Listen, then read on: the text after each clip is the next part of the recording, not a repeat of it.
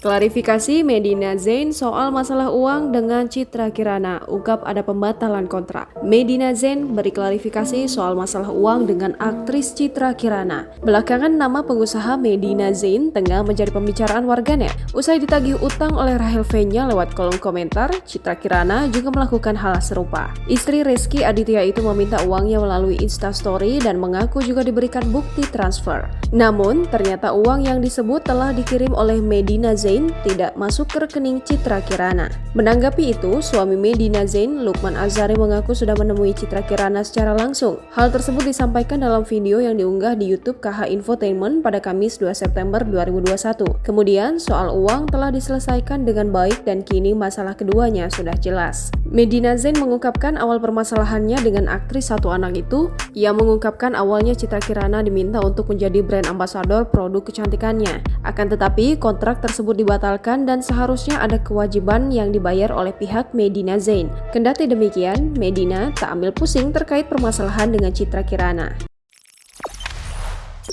Jangan lupa subscribe, share, komen, dan like ya!